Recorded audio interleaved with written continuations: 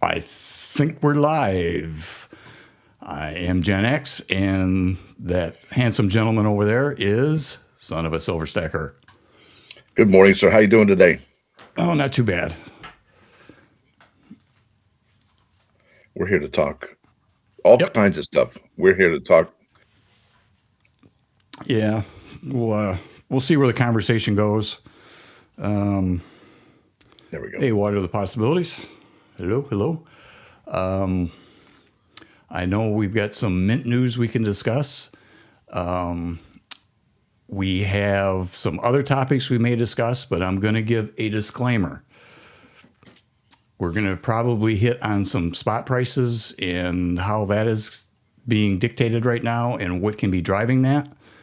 And it may get into some topics that don't normally see on coin channels. And I'm going to hopefully not have to yell at anybody in the chat. It is not going to be political. It's just stating facts of what's going on geopolitically around the world. We have some thoughts. At least I have some thoughts. And I'm sure Stacker does too. But we're going to be adults and have an honest discussion. No politics. This is not a bipartisan or any type of thing like that. We're just going to talk like we're just sitting around chatting. So I hope I made myself clear there. And if things get off the rails, then I'll shut this thing down faster than you can snap your fingers. You faster than you can say, what had happened? Right? What was that? Like a flash. Yeah. I don't like politics. I think it's ugly. And there's that old saying, don't talk politics and religion. So that's important to recognize here today. And let's face it, some of the topics, you might think it's an on-ramp to talk politics, but it's really not actually. And that's where we're coming from here today. Correct. We're going to try to be adults about this and have honest discussions the way people should be able to have them. Having said all that, and the disclaimer is out of the way, everybody's fair warned. What is going on with the mint, Stacker? I saw your video this morning. They're jacking around with mintages and household order limits. What the heck is going on? That's a great question. I think that Mr. Paul Hollis is having an effect on the mint and the way they do business. And it was an immediate impact because I don't think Miss Ventress Gibson did this. And I certainly Miss Christy McNally, she's not done this either. So I think we can attribute this to the new mint director, just like he got rid of the American Women quarters proof sets, silver proof sets, as well as the clad quarter sets, Gonzo. For whatever reason, they're, I don't know why they got rid of that stuff. I mean, I guess some people have an idea about why they got rid of that stuff, but he's definitely having an impact on the hobby.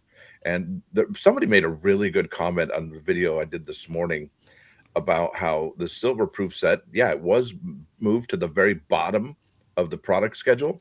And if this person is right, I would imagine that they would also move the regular proof set to the bottom of the product schedule to add that $2.50 semiquincentennial coin to the set as well. And where would they put it? I don't know.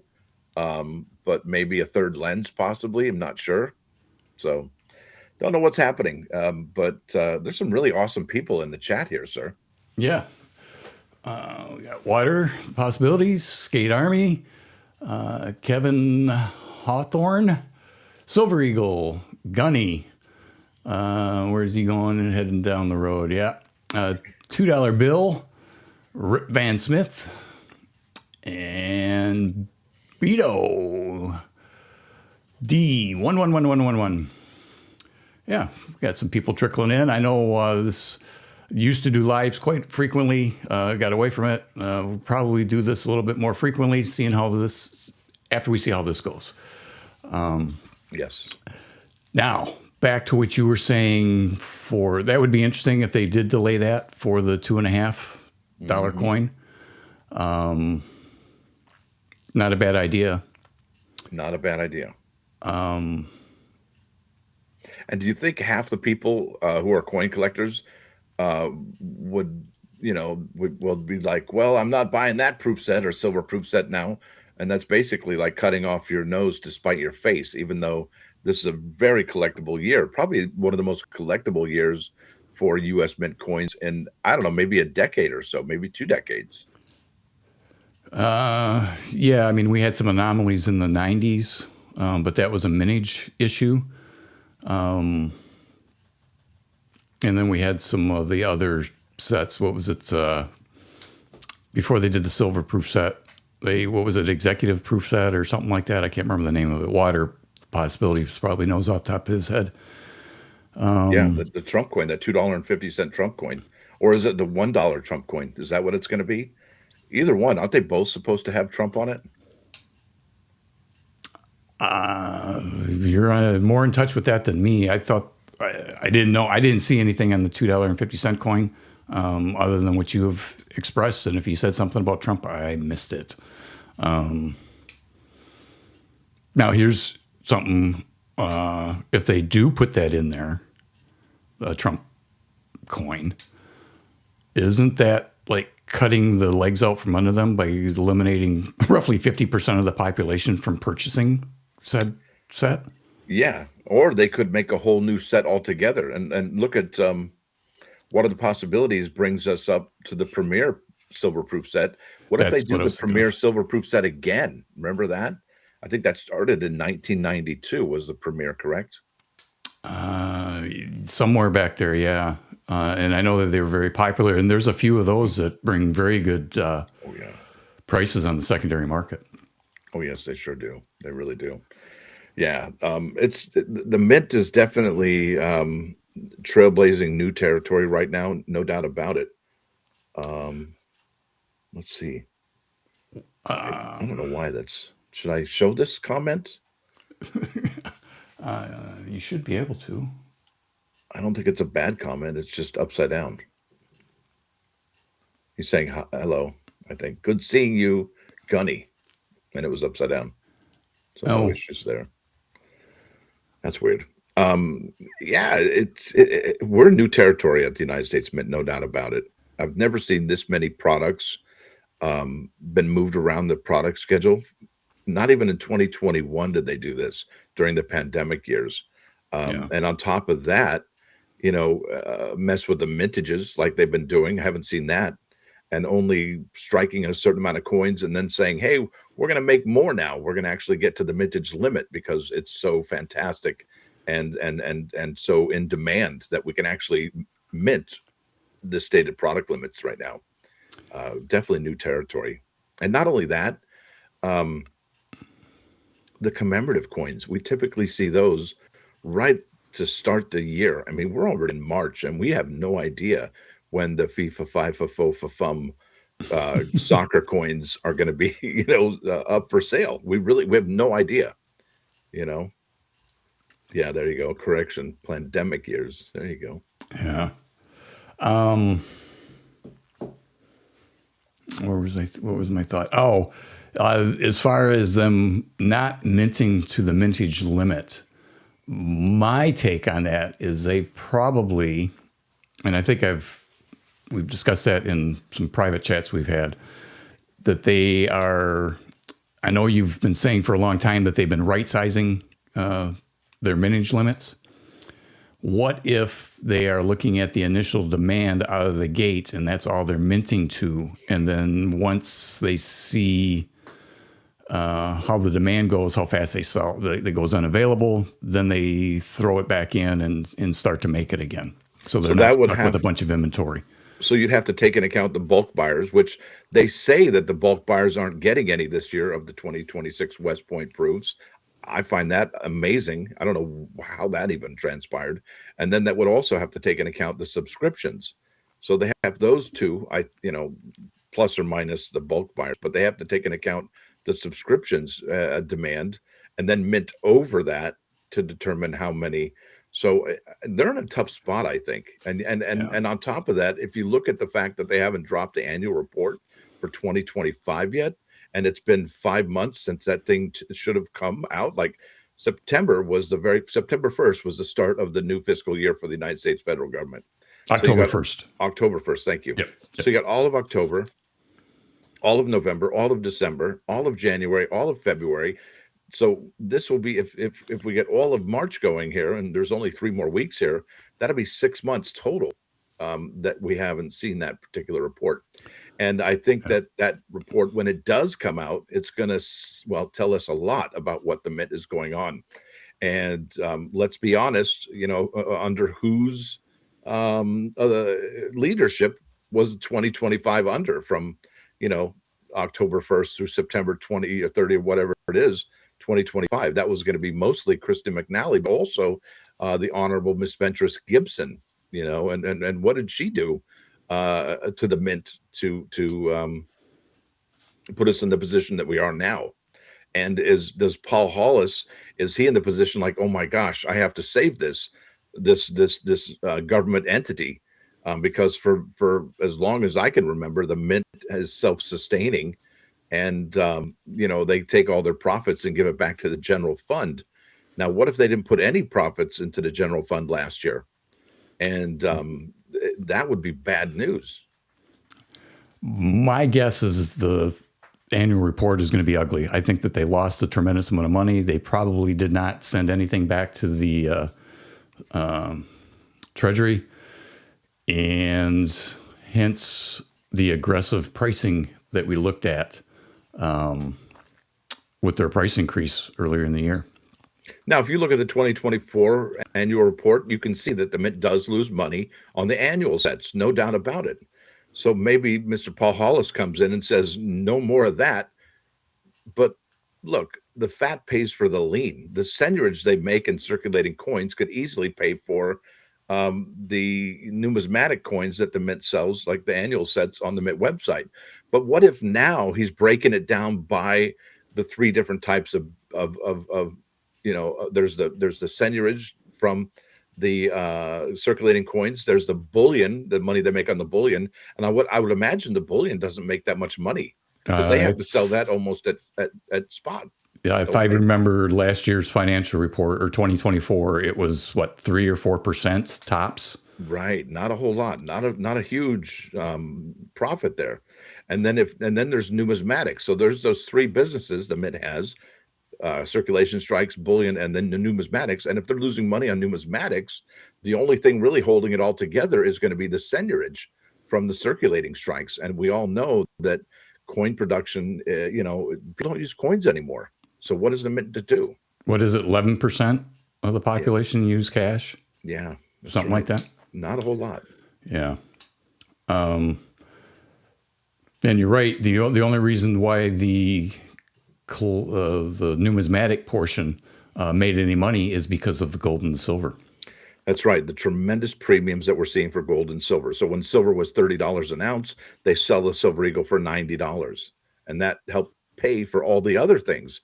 Well, nowadays with silver at, 100, 120 or 65, 75, $85, they have to charge more to make that money to pay for the other things. And well, now it seems like, they're not making that multiple anymore on the numismatic gold and silver. So they have to, they have to raise prices for the clad proof sets, the silver proof sets, as well as the P&D rolls for the American Innovation coins, the Kennedy just the half dollars, the Native American dollars, as well as I think there's one more that I'm not bringing up, the quarters, just the regular quarters. So yeah, he's definitely got a challenging job ahead of him, and he has to turn a profit. But is he taking the idea that he has to make a profit in each one of those 3 areas: numismatics, bullion, as well as circulation strikes? And I'll tell you what, if the United States Mint does strike $2.50 coins, and they're about the same size as the American Innovation and Native American dollars, that the seigniorage that they are going to create from that is going to be tremendous. They're going to make a grip load of money for 2026 in seigniorage if they do make a $2.50 coin. And I think that's one of the reasons why they're pushing so hard for it, because the Mint is in bad shape. My gut tells me the same thing. So my gut is wrong frequently. Yeah, it could be gas. I got gas too, so. Could be. But I think that there's definitely some type of reorganization that's going on. And here's my tinfoil hat theory on the enhanced Silver Eagle. Increase in production, mintage, right? And increase in household order limits, right? Yes. What did Mr. Hollis's background used to be? He was a used car salesman. Did he not sell coins to the TV people? Yes, he did. So, okay, so now we went from 1 to 10. I go in there and you get your 10. That reduces the amount of people that are able to buy it. I think you covered that this morning for how many people, if they bought 10, what are they going to do to the secondary market when you've got it in a handful of people? It's going to go way, way higher. Correct. Now, that's a conspiracy thought on my behalf. It's just my thoughts, but well, it just seems awfully odd. It's a cause and effect. Right. You know, they raise it from 90,000, which would be tremendously low. And at 1 is the household order limit. Okay. Which is, perfectly fine by me. I was like, okay, that's reasonable. That means that it's going to be a big deal coin. The Mint recognizes that by keeping it at 1. However, they jacked the mintage up to 125,000, which is, from 90 to 100 is 10. And then an additional 25 is 35,000 extra coins now. Okay. And then we're going to have a household order limit of 10. Wait a minute. And this coin is that special where people probably will, if they can, they will be buying 10 of those. And we already know who can afford those particular issues, so it's you're not wrong, I don't think, with that particular, look, it's a theory. It could be wrong. It could be right, but I think you're more on point than not. Yeah. It's just odd. Let's see. We got a question here.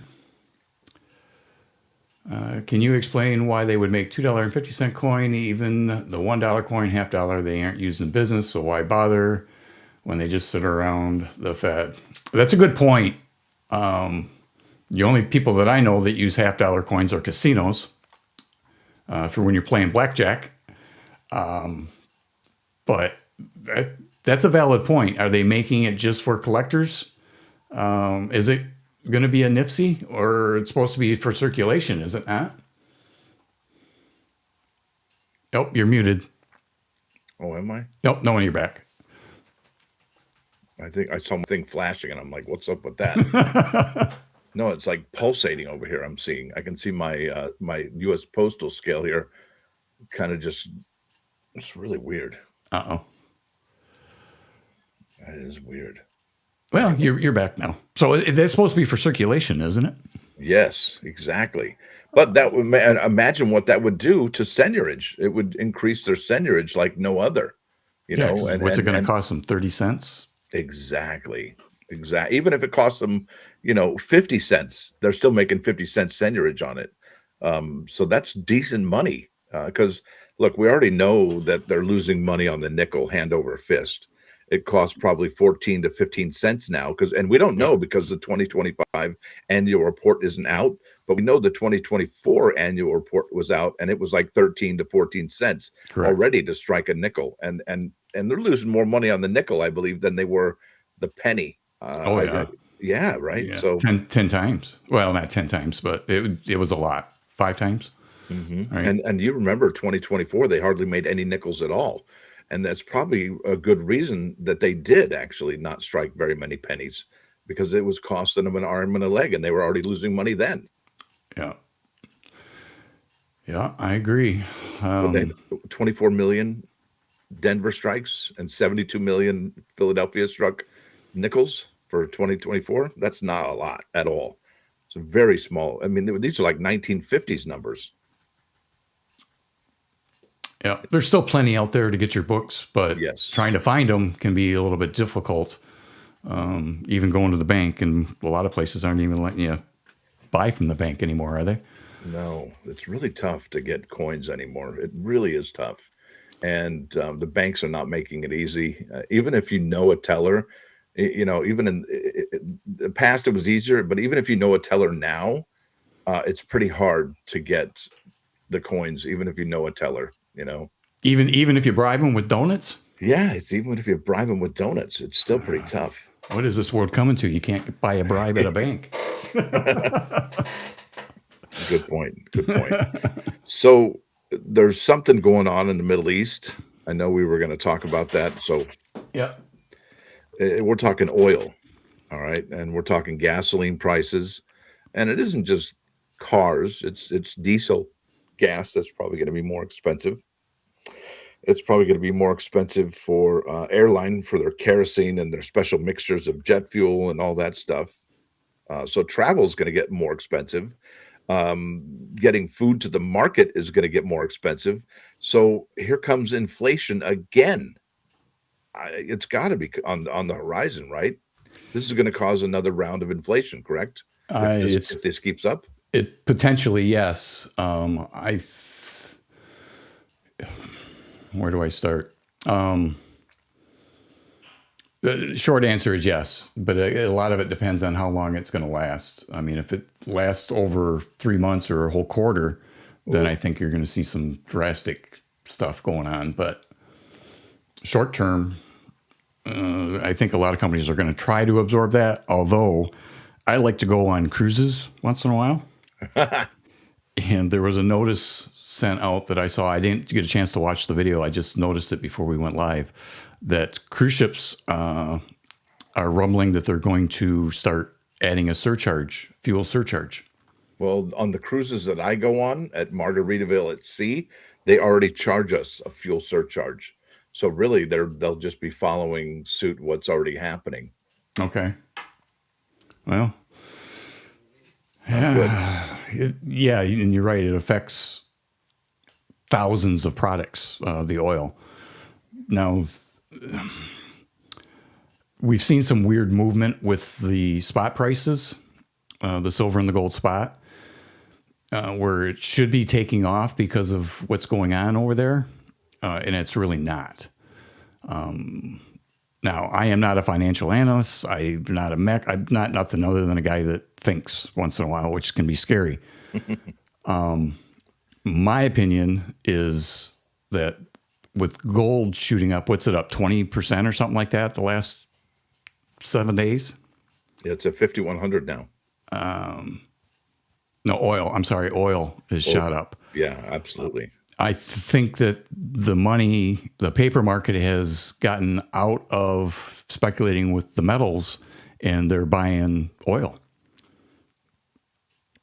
That's not a bad plan, actually. Stock up now because the conflict, it doesn't look like there's any end in sight. It looks like it's just going to get bigger. The conflagration is going to grow. Yeah, possibly. I know there's different sources that are saying different things are going to happen. But I think as far as what the biggest thing is, if and when the U.S. Navy starts escorting tankers through the strait that's shut down right now. Can you hear me okay? I can hear you now. Were you saying All right, something? cool. I'm sorry. No. I was just my video was going weird in and out. So yeah, but the tankers, if they get rid of some tankers and put those at the bottom of the sea, oh man. And plus I hear that Iran is, they've fired missiles off at 14 different countries all over the Middle East. I mean, that's not too friendly, and it's going to make other countries want to get into it. But I'll tell you what, I really feel bad for the British citizens because the Iranians were firing missiles off to Cyprus, and I think the Great Britain is responsible for the defense of Cyprus, even though it's half Turkish and half Greek. Sorry about that. It's I'm half sorry. Turkish and half Greek. I think still that the United Kingdom is responsible for the defense of that, and they can't even get one ship out in a week. And not only that, the dock workers only work Monday through Friday or something like that, and 9 to 5ers or something like that.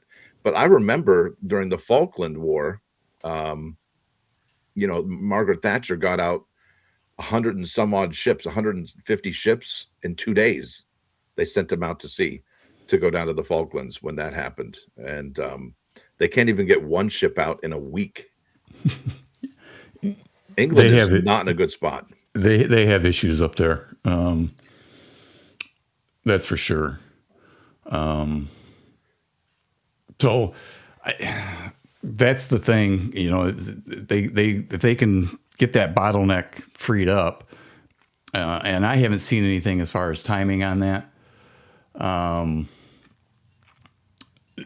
So depending on how fast it does get freed up, I think we're going to see the silver and the gold spot price reflect that with oil. I think once oil starts coming down in price, then I think we'll see another fallback into metals. I mean, the metals are doing fine. They're still growing, just not at the pace that we are used to. And we really shouldn't, in my opinion, we shouldn't get used to gold going up, 120%, or silver going up 120% and gold going up 50% a year. That's just not sustainable, in my opinion. It sure isn't. No, it's not. And that's got to, and which begs the question, why is it that gold and silver are doing this ebb and flow thing while we know, tensions are high and there's bombs being and missiles being lobbed and ships being sunk and other cargo vessels, oil vessels are being boarded and even shadowed and boarded. I mean, we are in some really gnarly territory right now. And to have gold and silver be at this rate, I mean, we're not even as high as we were. I mean, I think gold's all-time high is 55.87 or 55.83, and then silver at 125, $128. Even though, remember this, adjusted for inflation, silver's high is $194, and we still haven't even gotten close to that. Right. Not even at 150. So it really begs the question: what is it going to take for these metals to go even higher than they are now? That's really the question I'd like to ask. What is keeping them from hitting this? Yeah, I just again, I think it's the oil, and you got to. I mean, the metals, the gold and the silver, are strictly dictated by paper. Yep. Now, yes, there are central banks and world banks. They're stockpiling gold and have been for years and years and years. And silver, the industrial demand outpaces what's actually being mined. So there is physical demand out there. But all those entities that are stockpiling it, they want that stuff as cheap as possible. Mm-hmm. Even the physical, not to mention the people that are playing the paper market, which seriously, I think that's what drives, that's driving it. It's crazy. Yeah, and like Skate Army said, silver is so manipulated that there's no telling what it's going to be day to day. I mean, if you watch the markets, you can kind of tell where things are going, generally speaking, but there's no rhyme or reason to why silver and especially silver more than gold goes down $5 in a day or up $8 in a day.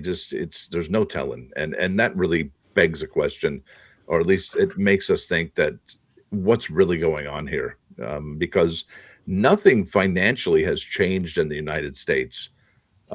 There's still massive amounts of debt. The government is still overspending. The credit card debt is the largest it's ever been in the history of the United States. And we keep making moves where we're going to go further into debt. And it's just like, what's going on over here? And that means the dollar should be a lot weaker than what you're seeing now. So does that mean that the dollar is also manipulated as well? Just to stay dominant and be the world's reserve currency? I think so. Could be, but the dollar's actually strengthened over the last week. Saying. Yeah, so exactly. Strange, huh? It's very odd. I mean, don't get me wrong. I'm concerned about a lot of things that's going on.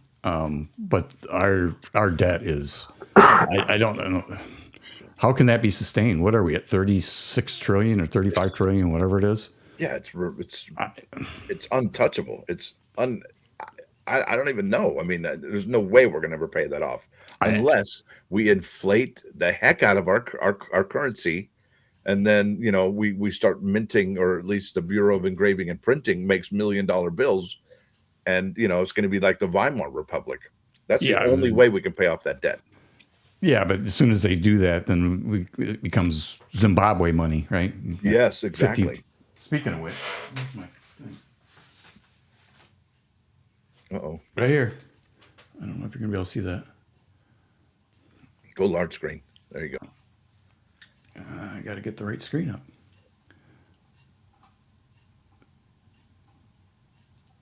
There you go. This is legal tender. $1 billion. Dr. Evil, $1 billion. And it's from Zimbabwe. Unbelievable. This was a gift from our friend Gunny, and he has acquired yet a larger one. I can't remember what it was now. I don't want to misspeak, but I want to say it was like 50 billion or something stupid. That's ridiculous. Yeah, look, That's what happens when you. Hey, I have a stack of 50 billion Zimbabwe notes. Yep. LOL. Yep, that's what I thought. 50 billion. It's insane. That's unreal. But, you know, close enough. That could be the US dollar if they start printing $1 million or billion or $1 trillion coins and stuff to try to pay off the national debt. It's crazy. Well, yeah, could you? They are talking about one coin to pay it all off, to pay themselves off. They're going to mint like a platinum or palladium coin worth X amount of dollars, and then they're going to hand it over to the is it the Federal Reserve and go, okay, our debt's paid. Good night, goodbye. Good morning, good afternoon, and good night. Johnny asks, will that billion buy in Zimbabwe? I don't know. Probably a loaf of bread. But I don't know. A pack of gum. Some chiclets. I think it's actually less than that. I can't remember what Gunny said it's worth, like 18 cents US or something like that. It's insane. You can still buy those on eBay, but they're a lot more expensive than they're worth. Yeah. Yeah. How many? Yeah, you would need trillions, barrels full. Yeah, you know, like you saw back in World War II, where they were taking barrels of paper to buy a loaf of bread. So this leads to the other thing I was thinking of.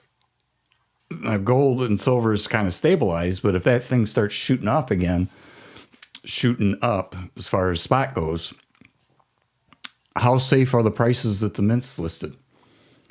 Right. One more thing about Zimbabwe that I wanted to touch on is that, you know, even a country rich in minerals and natural resources, just like the United States is, Zimbabwe is extremely rich in natural resources, primarily driven by a highly diversified mining sector with over 60 different minerals alongside agriculture, land, and wildlife.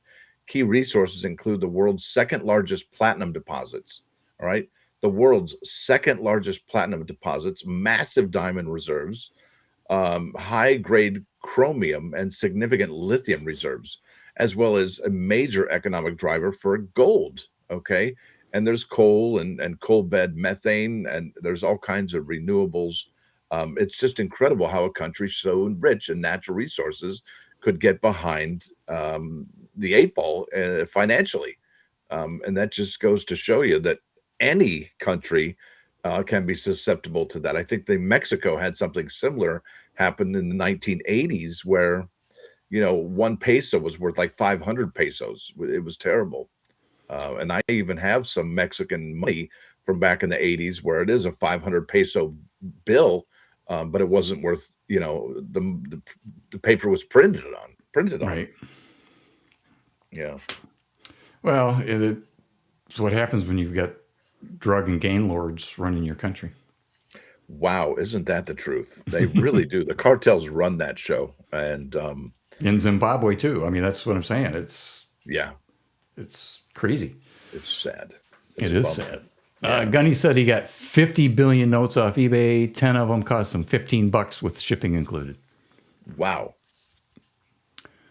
So there you go. Yeah, Crazy Eddie. The prices are insane. Yep, Crazy Eddie was great. Oh man. Uh, Crazy Eddie. yeah, Skate Army makes a really great point, and you kind of touched on that a second ago when you said, he says, "Who has the most firepower in a place like that is who is doing the mining." That's right, and it can go back and forth. Um, Yeah. it's just incredible. And all that impacts the coins that we buy. All of it. All of Yeah, it. yeah. It's all one big web. What is that? Globalization? Is that what they call? Is Yeah. that the right term, or is it called something else? We'll go with globalization. And you know what I don't like is how the United States is beholden to oil prices and the fluctuation in oil prices so much. You know, I don't if I ran a country, I would not want to be subject to another country's oil embargo or raising their oil prices. I would want to be self-sustaining, where I could take care of my own and it wouldn't shock the society with inflation or anything like that. But Yeah. it's just here we are, and so many products we use are derived from oil and petroleum products. I mean, the list it goes on. I mean, from adhesives to air mattresses to plastic toys, plywood adhesives, your iPad, your iPhone, umbrellas, even water pipes for the stoners, right? I mean, all of it, mops, nylon rope, noise insulation, hair curlers, hand lotion, cortisone for your skin, candles, loudspeakers, lubricants, especially fertilizers. Oh my goodness. Yep. Yeah. And what kind, I mean, look, if there's not enough oil coming out of the Middle East, fertilizers and is it pesticides also are going to be at a premium, and that's going to cause the food to go up in price as well. Yep. It's It's a mess precarious. because it's not just, got to remember, it's not just not the US, it's all over the world that this stuff affects. Yes, sir. Um, And so I see what you just said there. So the poor countries are going to be hit the hardest because they can't afford to eat the inflation. Any kind of price movements is going to put them behind the eight ball even worse than anybody because they yep. can't handle just a 10%, 15% increase in prices. It's going to put them behind the eight ball sooner than anybody. You would think. Skate Army does make a point. Well, I don't know if that was the reason, Skate Army, but it's definitely a factor. I think it has to do with telling the Chinese to go take a hike and fly a kite. I think that there's some very good truth to that. I mean, now with Iran and their oil and the Venezuelan oil, he's really given the middle finger to China in a big way. Yeah, well, they've cut off what, 30% Oh, of all of China's oil and imports. if you know your history, if you're a student of history, that's exactly what we did to Japan, and that's the cause, one of the root reasons they actually bombed Pearl Harbor, as that was a retaliation for the oil embargo we did on Japan because Japan does not have oil. They have to import all of their oil. Yep. And they're useless without it. And even I think Japan gets a lot of their oil from Saudi Arabia, and if they don't get that from with the Strait of Hormuz being blocked off, Japan is going to be in a pinch as well. And they're just starting to get back financially and economically from what had happened to them in the 1980s. Yeah, they've been really struggling. Yeah, yes. Desperate people do desperate things. Yeah, Yes. China and Russia. The only upside to that is both of those countries drill their own oil. China doesn't export any. They No, keep it all in house. in fact, they had told their exporters to not export any more petroleum products at all, anymore at all. Like zero. Like you're not doing it. Yeah, Do not pass go. Do not, collect $200. You're yeah, done. And they did the same thing with silver, remember? So it seems yep. like we're more and less in a resource war than anything across the globe. It's really odd when you think about it, how it all ties together. And then, Yes. of course, then you put the financial implications on people trying to make money off of misery, or these type of things, getting out of metals, getting into oil. They're going after the highest return. So, which is fine, I guess. I mean, it's capitalism, but I guess what we're trying to say is that it's more encompassing than just saying, well, it's just being manipulated. I think it's a very deep dive that we've tried to touch on a few of these things, and I think Stacker's covered it pretty well as far as everything that goes into oil. That's then when that price goes up, ouch. Yeah, exactly. Remember Hubert's Peak? If you're not familiar with Hubert's Peak, it was basically supposed to be peak oil, and it was supposed to happen, I think, in the 80s or 90s. Oh yeah, I'm going to read, but isn't it funny though how we end up finding more oil? Here, I'm going to read Hubert's Peak. The Hubert Peak theory, proposed by geophysicist M. King Hubert in 1956, predicts that oil production in a given region follows a bell curve shape, reaching a maximum peak when roughly half the total resource has been extracted, followed by a permanent decline. It highlights that oil is a finite resource and production becomes more difficult and costly over time. So you're dealing with that. Not only that, but look at this. The founder, Mr. Hubbard, said a Shell geologist accurately predicted in 1956 that U.S. oil production would peak between 65 and 70. Now, I don't know if that's, it's kind of like the Matrix, when Neo broke the vase, would he have still broken the vase had he not told her, or has she not, remember the Oracle? Anyway. right. Yep. So I don't know about that, but although sometimes termed peak oil, the theory describes a production bottleneck rather than total depletion, with significant economic and energy implications when production cannot meet demand. And I think that's why a lot of people are looking at solar and wind, and but let's face it, wind energy is not safe, kills many birds, and electricity, EV. They still need coal-fired plants to charge those batteries. Whoops. Yep. And those batteries are not good for the environment. I think if anything, I think hydroelectric is good. I think solar is good. However, I know that solar can be damaged by hail. I think there was a huge solar farm that was destroyed in Texas due to a hailstorm. Now, I think what's really possible, and they do it a lot here in Florida, is nuclear power plants. I think that nuclear power plants, they offer some of the best energy right now, but even then, there's the toxic waste from that where they got to get rid of it somehow. Oh, and they use depleted uranium rounds in war. Gosh, way to go, fellas. And then I think after that, you're going to have fusion engines. Like each car is going to have like a little fusion reactor in it. And I think that's, or if not that, hydrogen power. And I think we're close to that. I think hydrogen. Yeah, I agree. Obviously, they've made nuclear much safer now than they did back in the 60s and 70s. I mean, how long has the United States naval fleets been using nuclear? Since the 50s, isn't it? Correct. Haven't they? So I think so. I think it was the 50s. And they've got those things. I mean, they got it dialed in. When's the last time there was a accident? Yeah. Nuclear reactor type accident on a naval vessel? Yeah. I don't think it's ever happened. Not that we know. Not that we're told. Yeah, not that we know of. That's correct. That's correct. So check There's a this caveat out. there. Yeah. The world's first nuclear powered ship was the United States Navy U.S.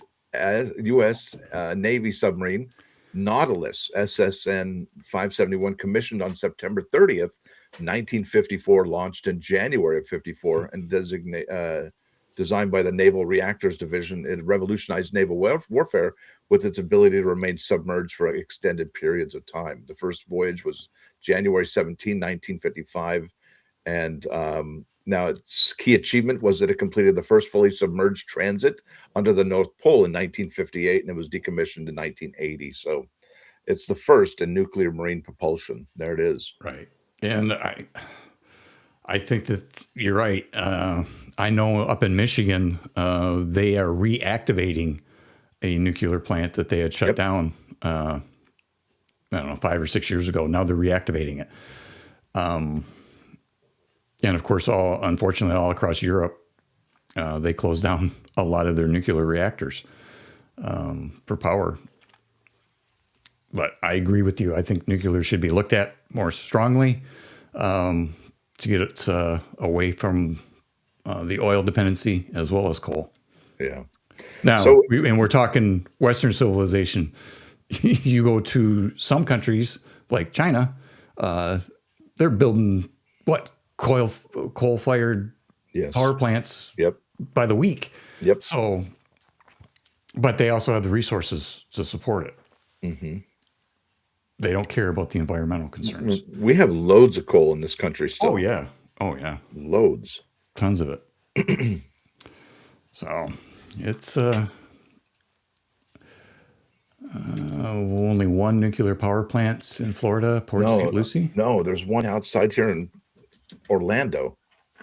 Florida has 2 operating power plants with a total of 4 reactors, both owned and operated by Florida Power and Light, FPL. These facilities are Port St. Lucie and Jensen Beach and Turkey Point Nuclear Plant near Homestead. There's 2 of them at least. Yeah, I thought there was another one. Yeah.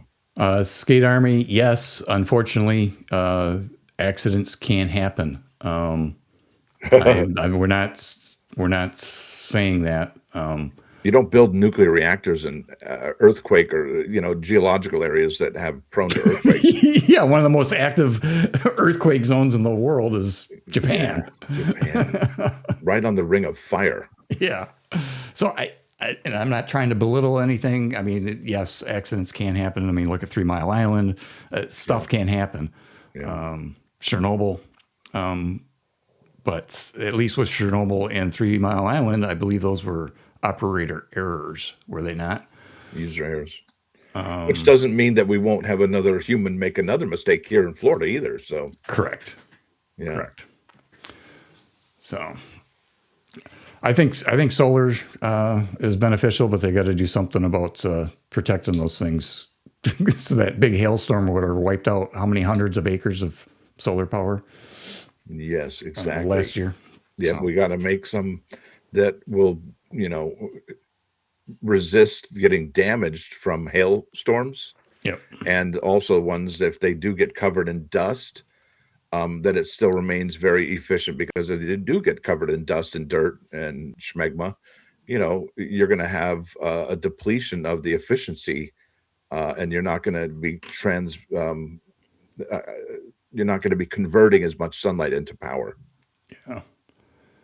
I remember in the town that I grew up in, they built a solar powered building. It was a federal building, and it didn't have like the solar power we know now. They had giant tubes of water that flowed through this thing, and the sun would warm up the water, and the water would go back to, they would convert that to steam to power and stuff. It was really innovative at the time, riddled with with issues, mechanical issues, but that's the kind of thinking we need. So we need thinking outside the box to get away from oil, in my opinion. Yeah.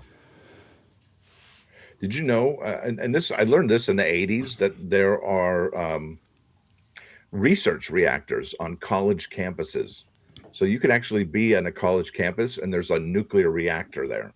In fact, it says approximately 25 universities in the United States currently operate nuclear research reactors, a decrease from a peak of over 35 in the 1980s. These facilities are primarily used for research, training, and education rather than commercial power generation. That is something else. It makes sense. Yeah, the purpose is generally small, low-power reactors used for neutron imaging, isotope production, and training students. Institutions with reactors include MIT, Texas A&M, Reed College, and the University of Missouri, which operates the highest power university reactor at 10 megawatts. That's in Missouri. Worldwide, there are 223 operational research reactors worldwide, which many are associated with colleges and universities. Isn't that wild? It is. And I want to congratulate you. I had a teacher in high school from Missouri, and you pronounced it correctly. Because when he would say where he was from and somebody would say something, if they didn't pronounce it correctly, he would correct them. Missouri. I only know that because of the Outlaw Josie Wales movie. That's right. That's what I think. That's the way they said it in the Outlaw Josie Wales. I don't know about you, but I love my westerns. I could sit and watch a western any old day of the week. I really love. In fact, I took this personality test. It ended up that I was like an I think it's the Myers-Briggs personality test, and I came up that if I'd be a cowboy. So I'm a cowboy. Yeah, so it makes sense. Now, here's the debate. Chat, is Tombstone the greatest western ever made? Oh, I think it's up there. Uh-oh, you're muted again, Stacker. I'm sorry. That's okay. I'm here. I'm back. Yeah, Okay. yeah. It was Myers-Briggs and ISTP Cowboys, the ultimate lone wolf archetype, blending technical, hands-on skill with a calm, pragmatic, and rebellious nature. Fictional examples include the laid-back bounty hunter-style Spike Spiegel from Cowboy Bebop, which I love and I own. I have a T-shirt of that. Go figure. Who epitomizes the whatever happens happens mentality. They are action-oriented, quick-thinking, and independent, often preferring to rely on their own skills and tools to handle high-stakes crises. Yeah, that sounds like me. That's the way I am. I've always been that way. Yeah. I'm a cowboy. Good, Bad, and the Ugly. Yeah, I love that movie. All those spaghetti westerns, fantastic. Fistful of Dollars. Yep. Oh man, yes. Young Guns. That's another good one. I love that. Have you seen the size of that chicken? Oh man, Magnificent Seven. oh yeah, that was actually good too. For modern, I mean, some of the stuff Tarantino does, yeah, it's okay, but that one, I thought that was a good one. yeah, that was good stuff. Hateful Eight. That's the one I was thinking of. Sorry, not Magnificent Seven. Sorry, Hateful Eight. Oh, that was good too. Yeah, there's some good westerns, but for the life of me right now, I can't think of a John Wayne one. Oh yeah, there's tons of. Let's see, I'm gonna come up with it, and you'll be like, oh yeah. How about movie Cowboys? I think there was a movie Cowboys. Well, there were Space Cowboys. Oh yeah, But that True was Grit, a western. the Cowboys, True Big Grit. Make. Yeah. Yeah, that was one. Also, Cahill, Train Robbers movie. There was the Hellfighters, Green Berets, Chisholm. There's that one. Rio Grande was so many. Fort Apache was great. Now, Butch Cassidy and Sundance Kid. Oh yeah, that's old school. That's easily That's a good one too. Yeah, I like all Clint. I'm a big Clint Eastwood Western guy. Fistful of Dollars, a few. Where isn't that where he paints the town red? Love that movie. Well, didn't he start off doing westerns on TV with? What was the show he started off with? No, it was not Gunsmoke. Death Valley Days? No, that was Ronald Reagan. Doesn't matter. It was good. And you got to remember our era, Gen X, both myself and Stacker are Gen X. We didn't have a lot of options on TV.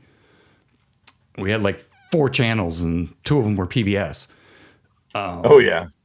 But Blazing Saddles, yeah, that's an all-time classic. So late night or at nighttime, they would play westerns. And then when we first got cable out of Detroit, what was it? WKBD, Channel 50. They did movie marathons, and there was always a lot of westerns in that. That's how we watched it. We didn't have 8,000 channels and got to pick it. So, yep. Outlaw Josie Wales. Yeah. High Plains Drifter. That was a really good one there. Dancing with Wolves. Dancing with Wolves was great.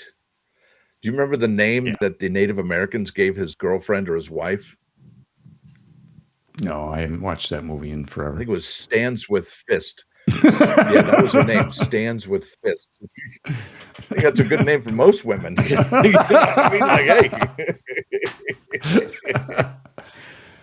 I'll do Let's the trash right see. now, honey. Thanks for reminding me. Let's see. You got a question. So you think the 2026 1/10 gold proof will go up in value?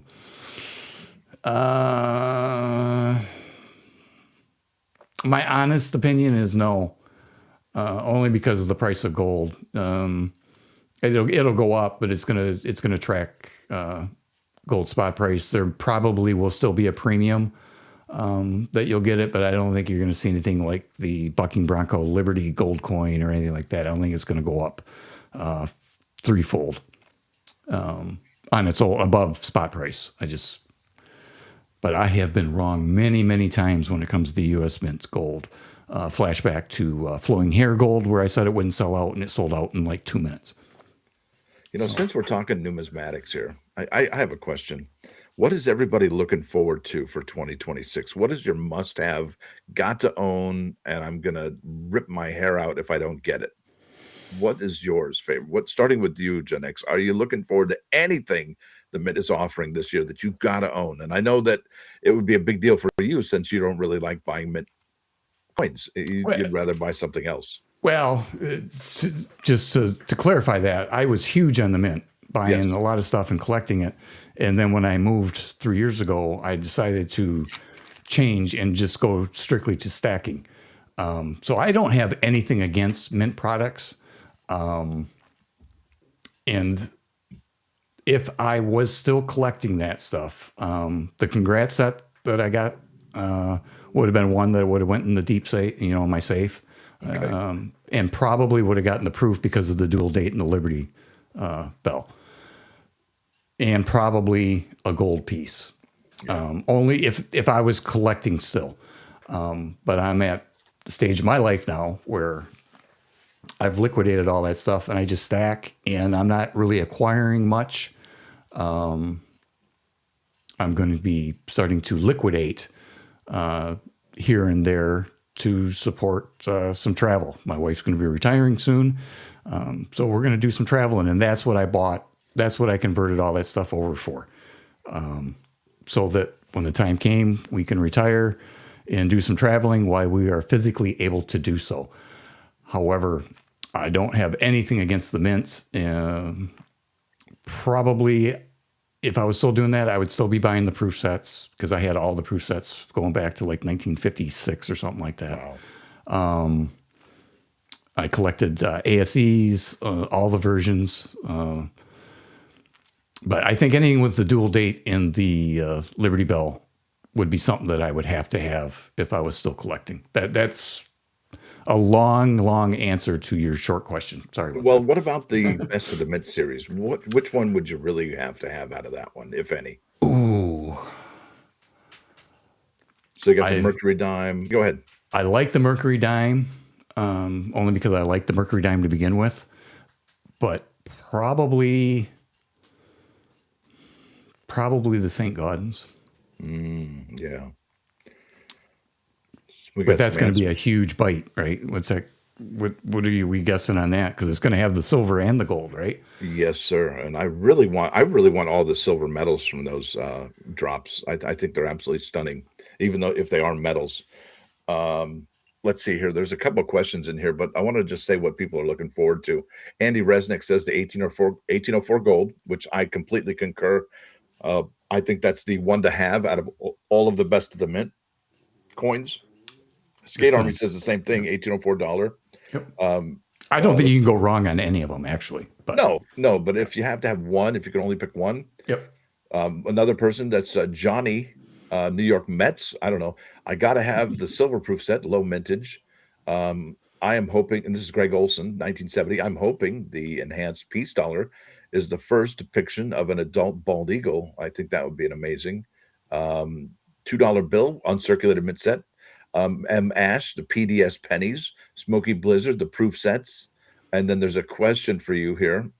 Enhanced uncirculated versions for 2026 for sure. And the 10th ounce gold with the silver medal. Best of the mint choice for me is the Liberty Gold Quarter Dollar and the Liberty Silver Medal, and but they sync beautifully, artistically rendered. Absolutely Silver Eagle. But Andy Resnick's got a question for you here. He says, Gen X, how did you liquidate? Curious minds and all that want to know. The majority of it was peer to peer. Basically, friends that wanted a large chunk, especially my proof sets. I did take some to a local dealer back then. Got more than a fair price for some of the bullion stuff, the collectible bullion or collectible silver proof set or proof coins. So yeah, that was basically it. I sold a handful here and there on eBay, but for the most part, it was people that I knew and or a dealer.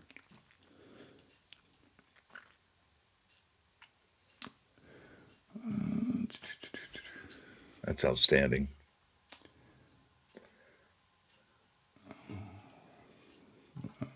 This is right up your alley. I wish they would drop companion silver coins from the Best of the Mint series. Yeah. I think that they would be a hit. Some of those designs are really nice. Mm-hmm. Really love those companion medals. I'm bummed they have them as a companion to the gold coin. It really bums me out, but that's the way it goes, you know. And I'm sure that some flippers and sellers are going to be selling them separate from the gold coin, you know. And because of that, you know, look, the only way you can get these companion silver medals is if you buy the gold. And do you remember how much the 1995 ASE is because it was sold with the gold? Do you know how much? And that was the only way you could get it. Correct. And how much is that one worth now? A lot of money. Yeah, and I have a feeling that's going to be the same case for the silver medals, the silver companion medals, because the only way to access that was to shell out big bucks, and it's going to come with a premium. Yes, probably partially. I say that because that 95 ASE, you got to remember the registry people. They need that coin. Yes. If they want to complete their sets, and they pay crazy money for it, even raw, let alone if it's a 70. Insane. Remarkable. All right. Well, it's been an hour. I know we still have 50 people in here, and I appreciate everybody for stopping in and listening to us ramble, but I think we're going to wind it down. We both have bad backs, and this has been a long stretch for me to sit. I'm sure it is for Stacker as well. That's why I've been quiet for like the last 10 minutes. I'm sitting here gritting my teeth going, son of a gun. And I keep looking at the time going, man, already? Yeah, that went fast. I know. And I'd like to do this again soon, though, dude. Yeah, I would too. And I'd like to thank everybody in the chat for being adults and respectful. We veered into some topics that can be controversial, and I didn't see anybody get out of line at all, and I greatly appreciate that. It makes me feel good because that means that maybe we can do this again and get into topics that can sometimes be controversial. So I really appreciate that. It actually makes me very, very pleased. And like Stack said, I think we're going to do this again and probably frequently, providing we've got something to talk about. And between me and Stacker, we always got something to talk about. You should see our chats. Oh boy. Yes, indeed. Yes, indeed. And it's a good positive chat too. It's nothing nothing wild or out of hand, but we each one of us adds to the conversation, and that's what's ideal, because it cascades into other conversations. And I think obviously you've seen that here this morning. Yep. Yeah. Johnny, New York Mets. I like your acronym there. Adult, I'm out of here. Yeah. Yeah. So, yeah. So, but I think we are going to wrap it up. And again, thanks everybody for stopping in. And I'm going to let Stacker finish us off. But Again, thank you, everybody. And until next time, 73. All right, you guys, thanks for being here. No doubt it was awesome, and it wouldn't be the same without you. I know that for sure. We'd just be two dudes. Might as well be texting each other, like he said in the video just a few seconds ago. So each and every single one of you, glad you are here. Let us know in the comments of this particular video how often you'd like us to go live. Is it every other day, every 3 days, every 4 days, every Saturday, what have you? Let me know in the comments below, and me and Gen X will try and work that out for you, because I think this is important to talk about these things right now. And, you know, when we do our videos, when he does his, you know, comparison and contrasting, you know, values of secondary market mint items, and when I'm talking about, you know, the latest mint drop, we can't really get into the nuance like we did here this morning. And I think that adds a lot of value to, in addition to what we already do. So there it is, you guys. Have a great one, and we will talk to you sooner than later. We'll talk. Bye. Out.